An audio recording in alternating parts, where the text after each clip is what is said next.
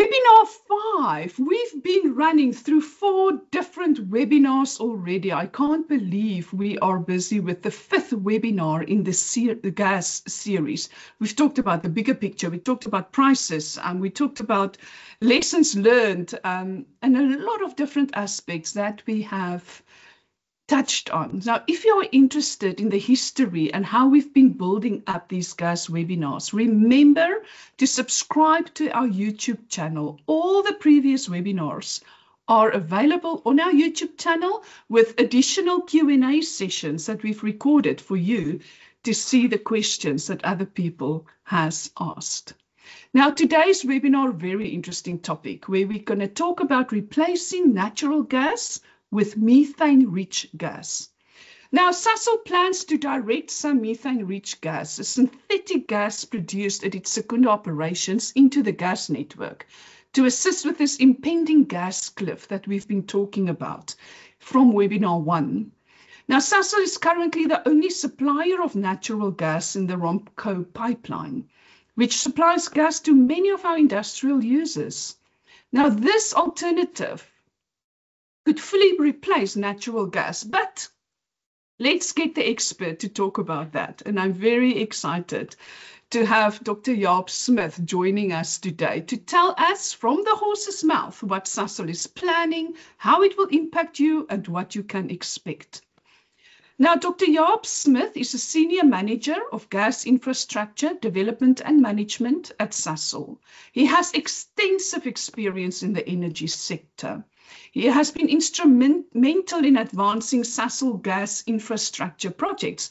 If I understand it correctly, Jaap was actually part in Mozambique when they started to put the pipeline and gas ready, and interesting stories that he can talk about that. His current focus is to introduce this methane-rich gas as a sustainable alternative to natural gas. But a long track record, but very, very happy to have Dr. Jaap Smith with us today. He's going to talk about MRG, methane-rich gas, as a bridging solution for South Africa. With that, I'm happy to hand over to Dr. Jaap Smith. I was fortunate to be involved from basically the time that I joined Sasol in 2002 on anything to do with gas. And there was a request that I put up a picture of how we got stuck when we did the final audit of the MSP back in 2004. But I thought it prudent not to include the picture in the presentation. So, and for today, there was a meeting or a presentation last week or the week before that Sasol did mention the team in Parliament about Sasol's role in gas, more from a policy and a strategy perspective. And in preparation for today, I try not to go utilize what was said there too much, and more focus on the practical implications of what we're trying to achieve with MRG, and not going into the policy and what needs to be done to enable LNG and all of that. So I think if you want to see the bigger picture from a Sasol perspective, go and have a look at that presentation that was made to give you that to that background. So today, a more how do the current system look like? What do we do currently? And of course, what will happen when we bring in MRG? And then also from a just practical perspective, I think there will be quite a few forums where all of the prices and all of the regulatory and all of that will be discussed.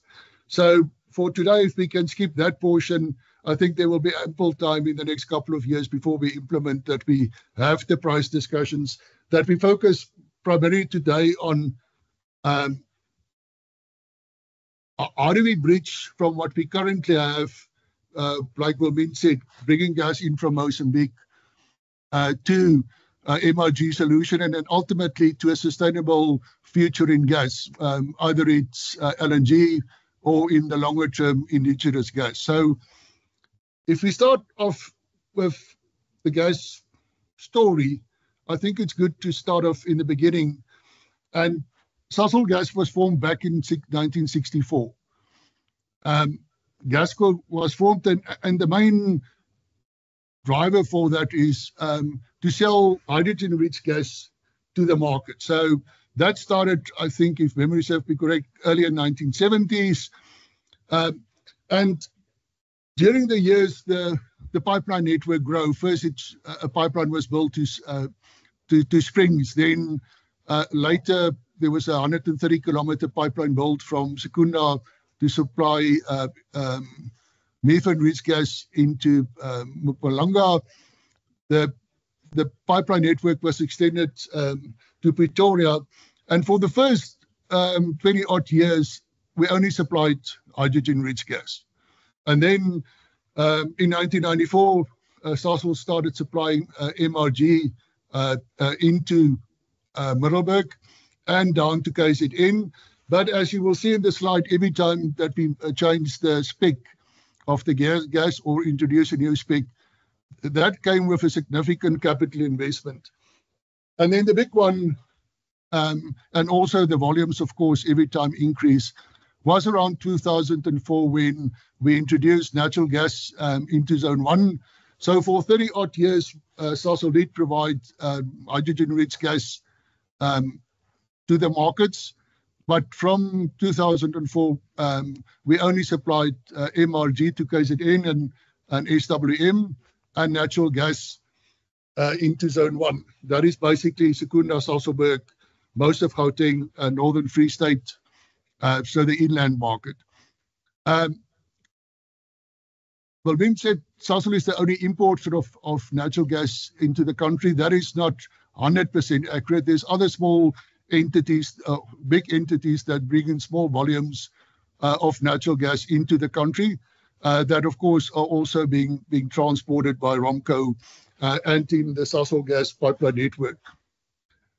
Things in around 2020-22 become quite interesting with the pending decline of gas from Mozambique. And running the pipeline network at this stage, we were inundated with requests for how do we import regas LNG into the country? I mean, there's only the two options, and it was discussed in plenty times in all of the OTC forums. A lot of requests for biogas, to transport biogas. And of course, lately, how do we transport MRG to the customers and how we make it work? So from going to a single shipper environment, currently we are in a multi-shipper environment, but we're still basically a single source environment. And the future in the next couple of years, I think the interesting will be is how do we manage going from all of the gas coming from the Panda and the Mani gas fields to importing gas from all over the world, basically. Just again, to set the scene, how does it currently work? So there's two gas sources. The one is natural gas, and the other one, of course, is MRG. We import natural gas from via Romco from the gas fields in Panda and Temane. And then that gas goes to Secunda via the Romco line, and from Secunda, we, of course, transport that to the inland market. How does it work? On a daily basis, we provide customers first access to all of their demand. So if the demand is today 100 units, we first supply all of the external customers the gas, and then the balance, if there's an overall undersupply, are absorbed within the bigger Sasol entity. So from doing that, we try to make sure that we don't interrupt supply to the customers. And I think, except for what happened over Christmas, we were fortunate that we never had to ask customers to cut back significant demand for gas in South Africa. On the MRG side, we buy the gas, of course, from Secunda, and that is a lot will be said on that. I'm not the biggest expert. I think there's people on the line that operated Secunda for a while that will know the gas circuit a lot better than I do. But what we do is, again, as with the natural gas, the MRG that is produced in Secunda, we first supply the external market with that gas. and then the rest will go back into the production to make chemicals and fuels from that. And if you look at the current market, we supply almost 180 petajoules of gas to all industries, mainly in the north of South Africa. And we look at around 300 customers with all, just over 400 supply points. So yeah, the market have grown since the early 60s or mid 60s, and we're now at a stage where we can or will probably expand. I think the one thing that I would like to just indicate here is we were extremely fortunate from a ROMCO and from a gas field perspective that we import gas that is extremely sweet. So there's no very low levels of sulfur within the system. That is, of course, a very good from a operational perspective. And secondly, we have 865 kilometer a dam basically from CPF to Secunda to store gas in. So if there's a shutdown in Secunda, that you can manage the supply to all customers. And the third one is from the start, and even if we get different sources of gas from Mozambique, we try to mix the gas in at the CPF, that the consistency of gas that comes into the country is fairly stable. And I think we achieved that looking at the data in preparation for this. The same on the MRG side, one of the benefits of MRGs, or the two benefits of MRGs, firstly, there's fairly almost no sulfur in the Secunda facility. So the gas coming out of Secunda don't contain any sulfur. And secondly is the consistency of the MRG that is produced, and we try to manage that, of course, as well, is fairly constant. So we're very fortunate from an overall perspective that in the last about 50, 60 years, not only could we supply gas uninterruptible, but we also supply gas to the two markets that is fairly constant during the year. So the question is, how do we make sure going forward that we will be able to do all of that in future with all of the new gas sources coming in?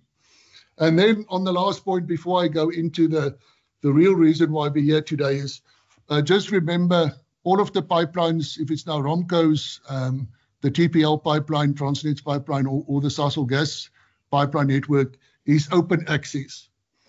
So everybody can, if there's spare capacity, can come and ask for spare capacity.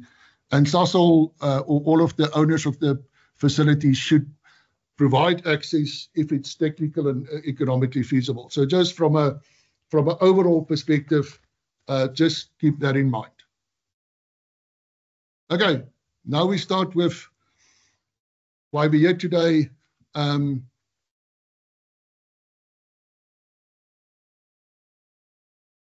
I think all of listening to some of the webinars in the last couple of weeks or the last week in preparation for this, the gas demand outstrips supply currently, even without gas, the gas production in Secunda or in Temane and Mozambique reducing from around 2028. But the problem that you have in any pipeline business or pipe gas industry is if you don't solve the short-term issue, if you lose the short-term market, any long-term option will be quite difficult to, or even be more difficult to implement. So if there's not an option that we look at, how do we supply the external market at least, or keep that market intact in the short term, to bring in whatever LNG or regional gas from 2034 onwards will be so much more difficult, because your base load or the current load that you need will have to be developed from scratch. And I think that is one very important thing that we need to remember is, don't matter what we do, we need to keep the short-term market and trying to protect that going forward. And then in parallel, of course, look at the long-term options. So what potential options are there? And again, in the webinars that were shown, indigenous supply, I don't believe is feasible in the short term, especially in 2028. So if you look at this, the only real short-term option that we have to supply the external market was LNG or regas LNG, and the team also looked at which of the options is the most viable. But for me, if it comes in the pipeline, we need to manage it either via Richards Bay, of course, or Matola or upstream. So the focus then was how do Sasol bring in LNG to make sure that we can supply the market from around 28 on till a larger or different options become available. Again, just to show options that can be or was explored and that was presented in all of the webinars. From the bottom, I think Richards Bay, there's a 20-kilometer link that's required from the harbour to where it reached Lily.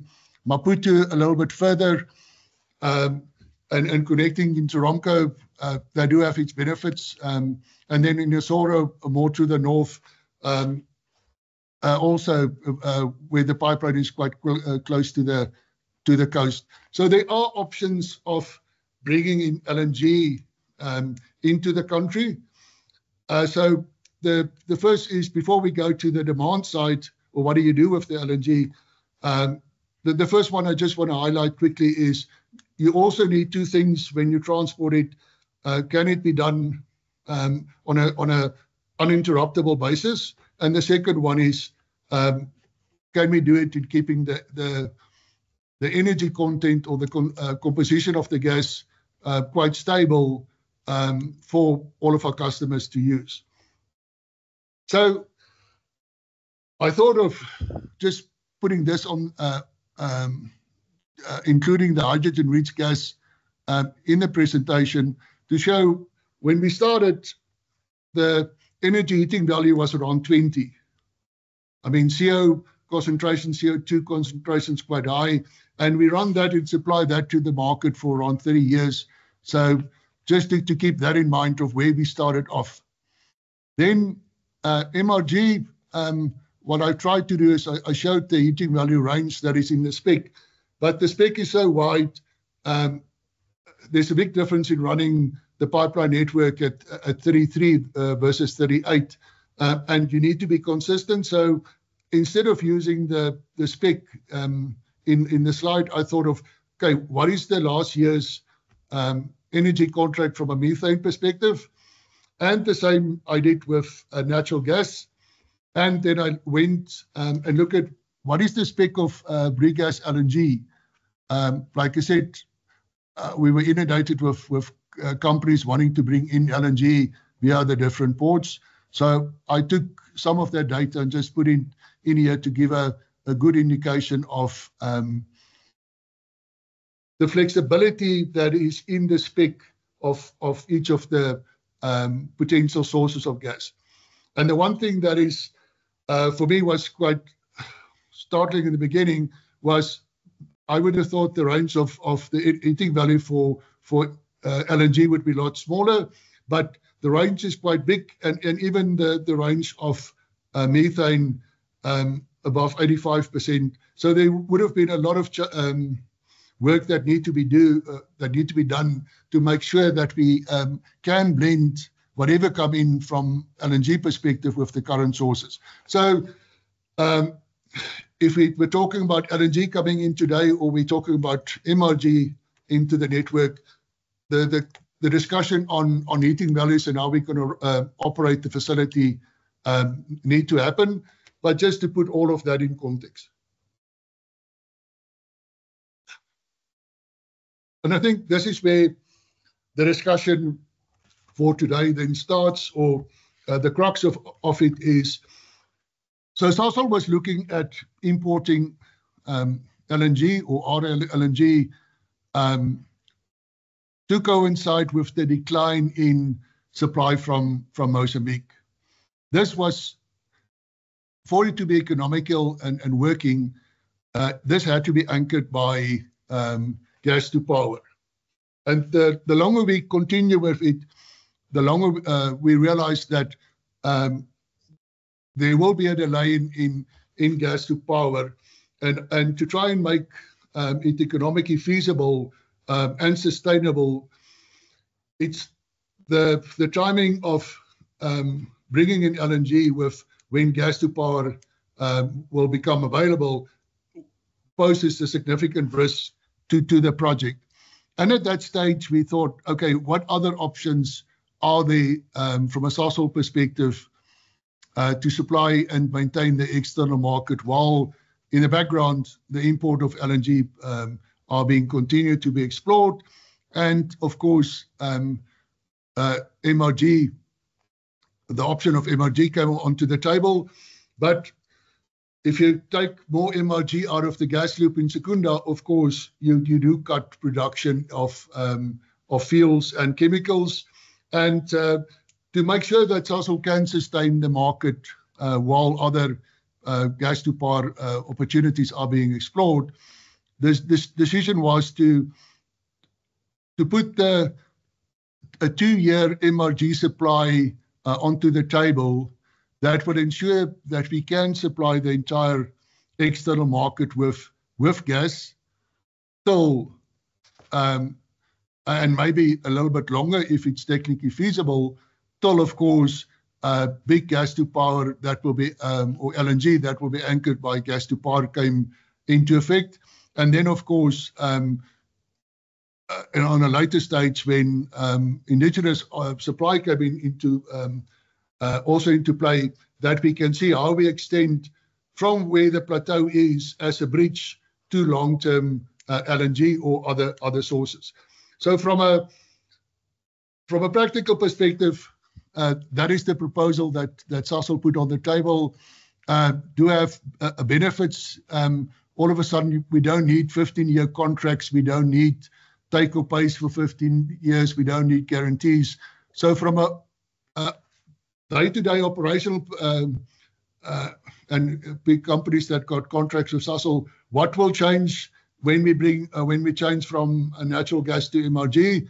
There may be some changes to the contracts, but from an overall perspective, it will be as we currently do. The only big issues, like I indicated, is from the difference between MRG and LNG imports is a short 2-year term contract.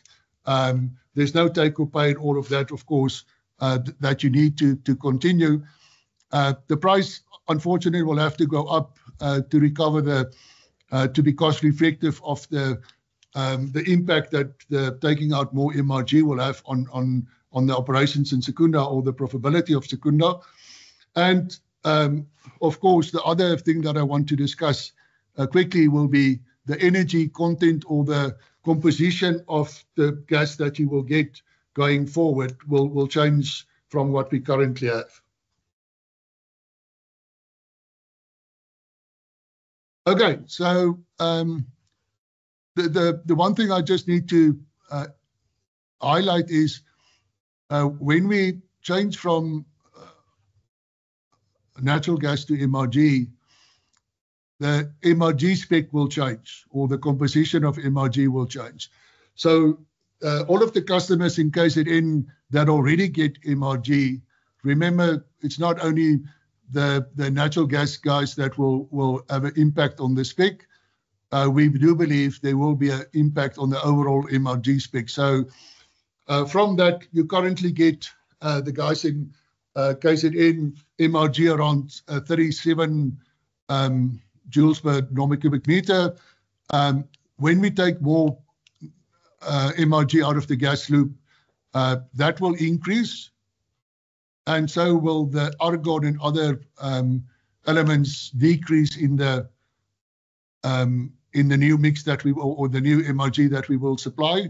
But from a overall perspective, we do believe that the composition that we will supply will be very consistent as what we currently do. So Currently, we look at around the energy content of around 37.5, between 37.5 and 38. But that, we believe, will be fairly constant for the 2 years that we are looking at it. And again, from a sulfur perspective, it will be very low, except for spot leak that we, of course, have to put into the gas so we can smell it. We had consultation, of course, with a lot of the experts in the field. They don't believe that the spec change will have a significant risk to the project. But we will have to then engage with each customer to see how the change in spec will impact each customer's equipment.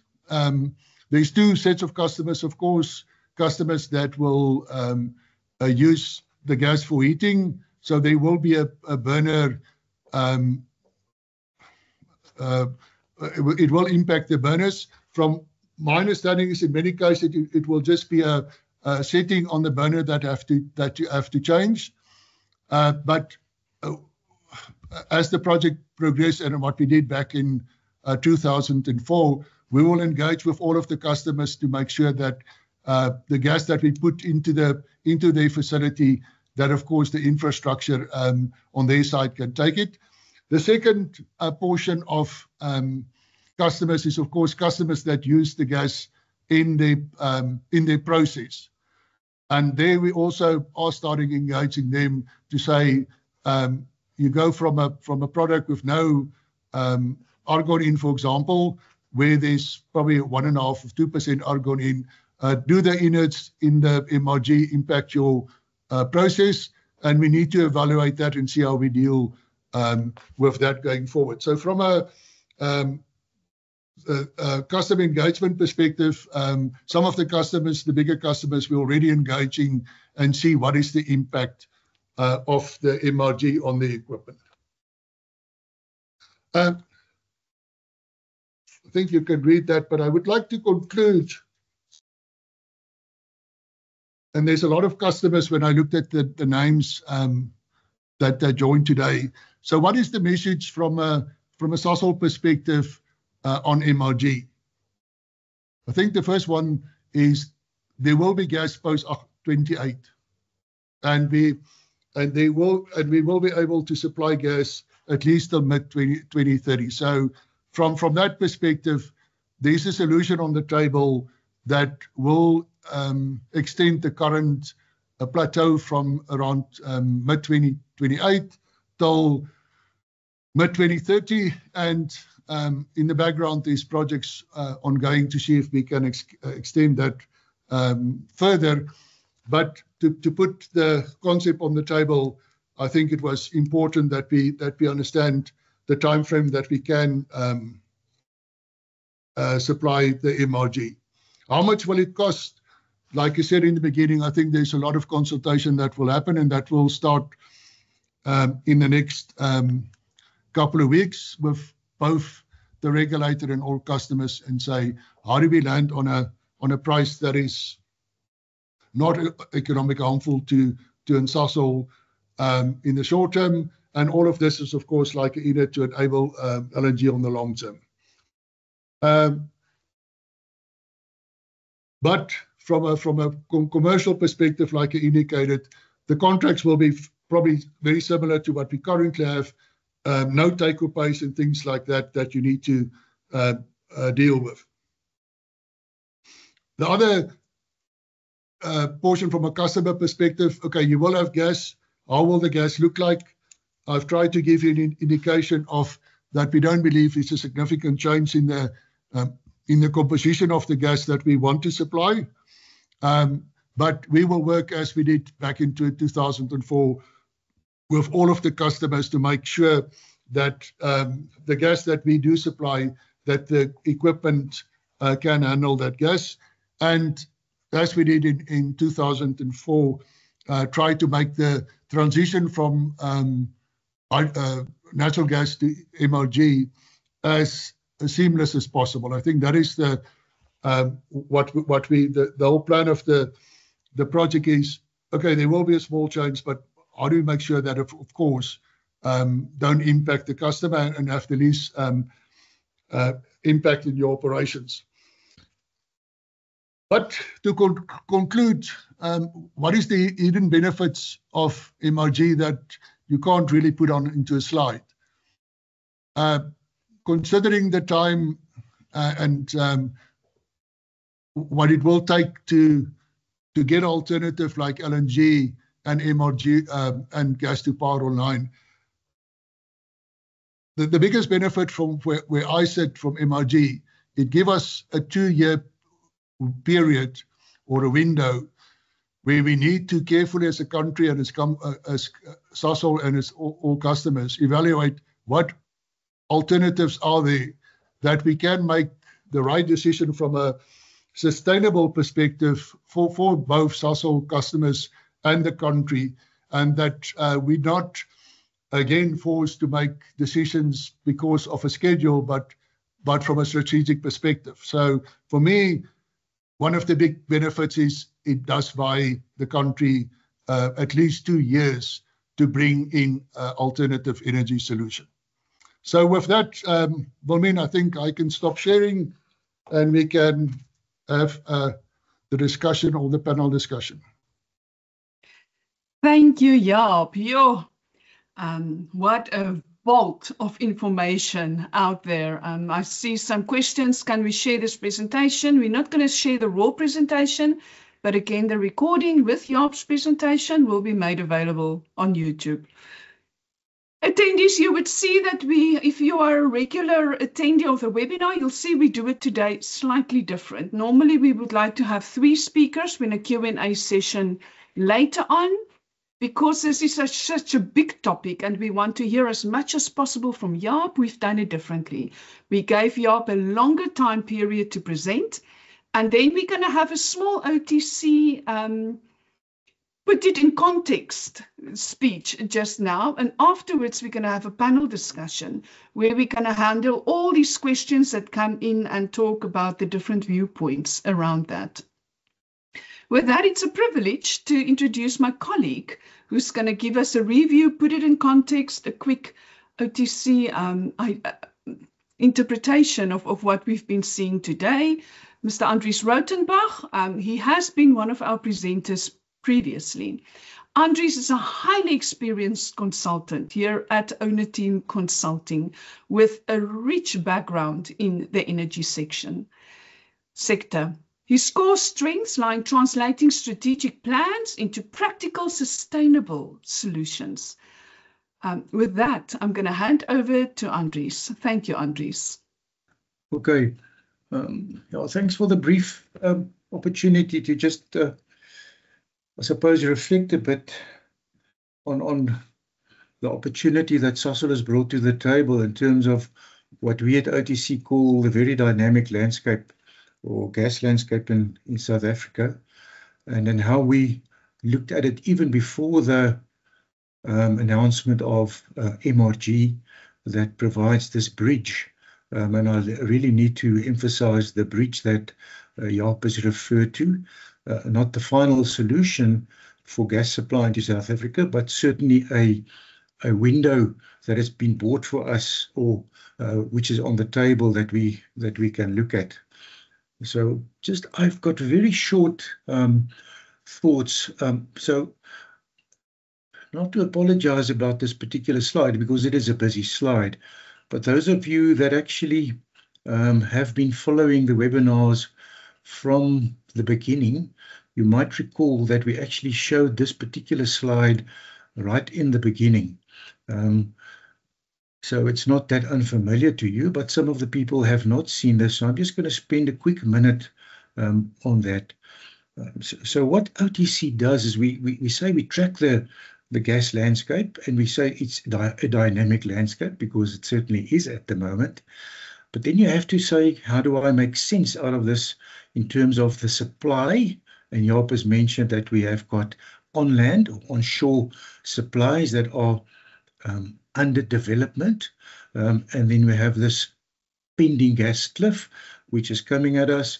And then you say, well, how do I supply over the longer term?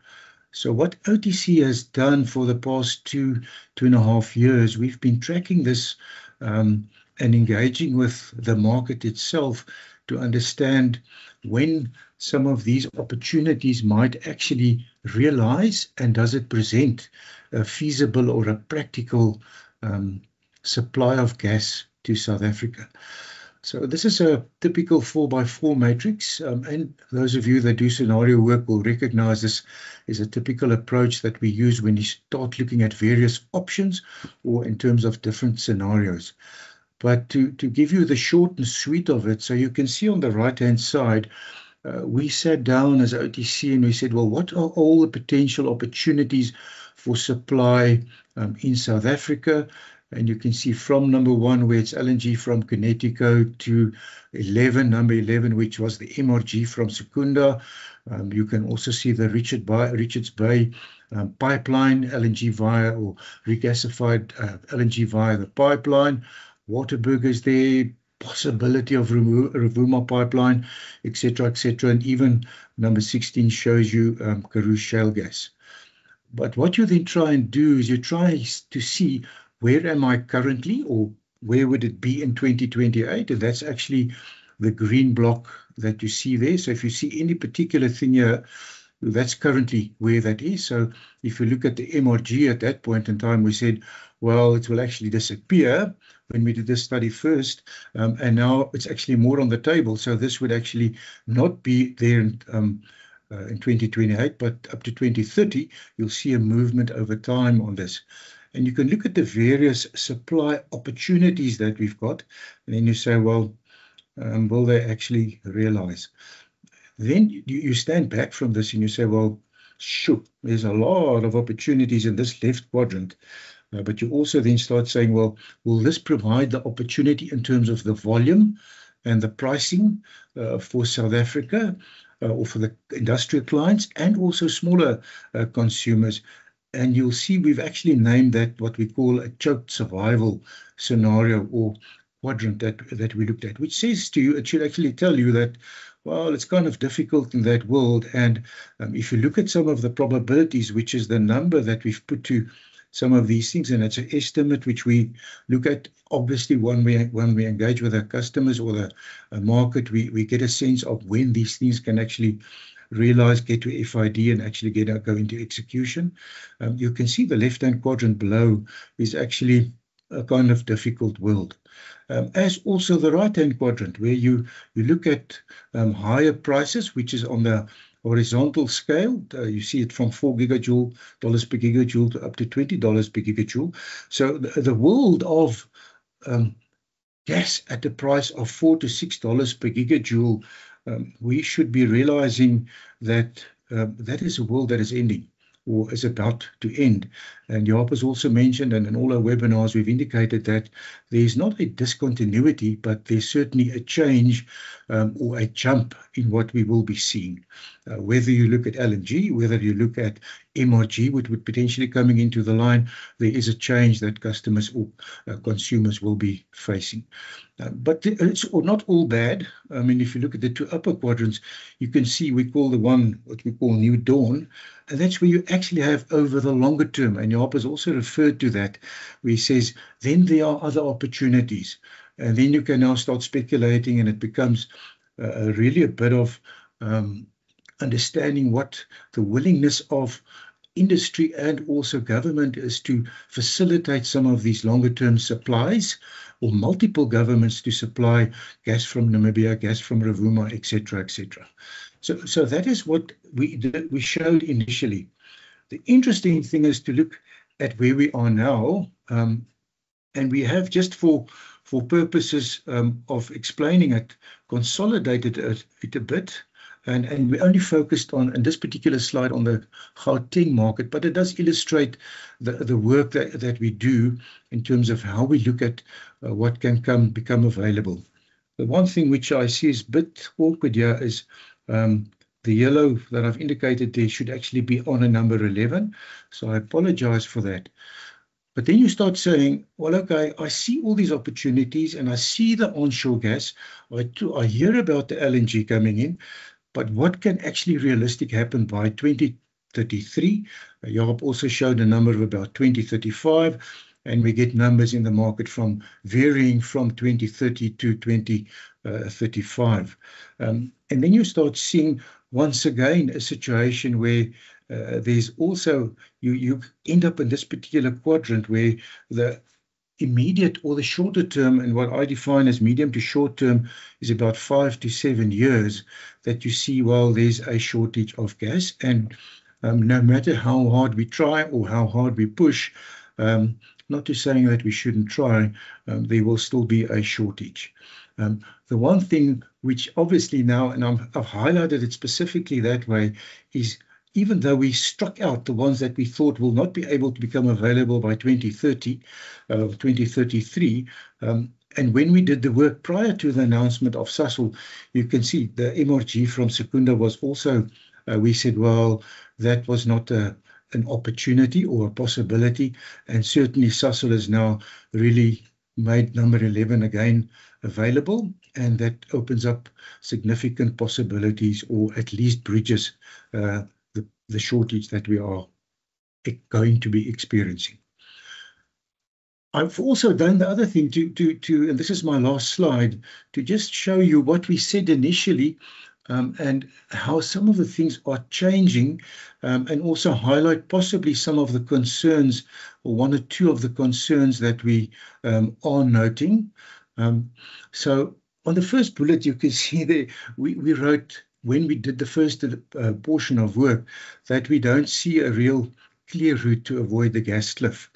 And I have the luxury now of saying that the, in brackets, MRG has become available, and it really buys us time, but we are, as South Africa Incorporated, not out of the woods yet.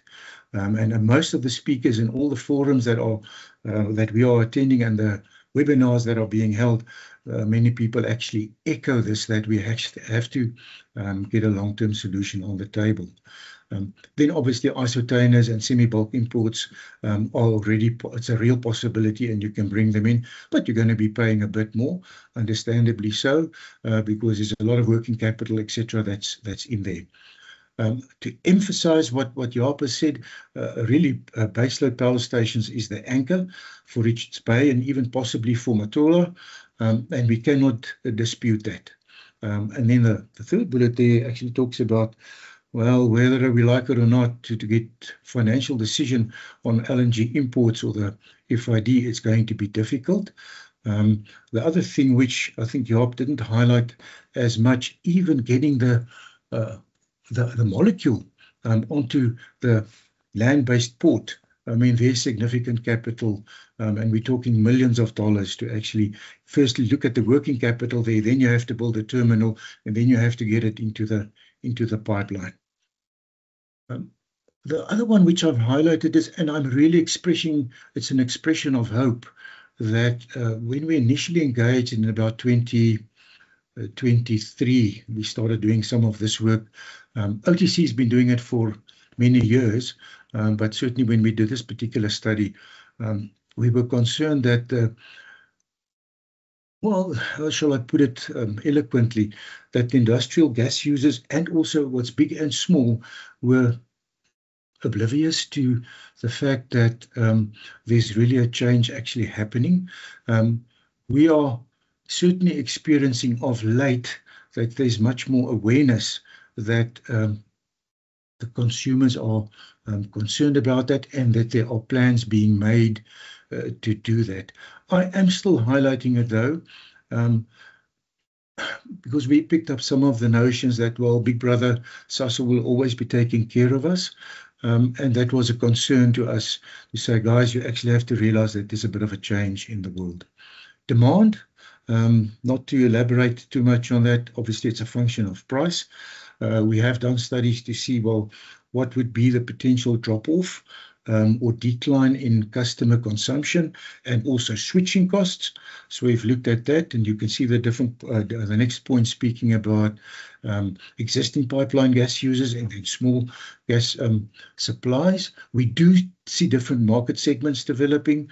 In other words, for where you have small-scale LNG, for instance, from onshore resources, and bulk supply via regasification in ports, we see a difference there.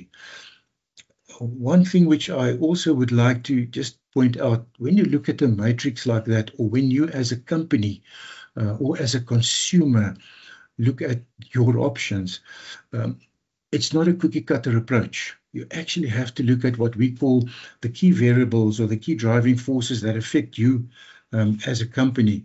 And then based on that, you have to make an informed executive decision in terms of how I sign or how I secure my gas, sign my commercial contracts, or how I secure my gas supply. Another interesting thing to us that comes out is when you look at the pipeline network, and that's also the Lily pipeline, which is a critical connection between KwaZulu-Natal and obviously Gauteng, and the role that pipeline will be playing in the future going forward, specifically on the long term.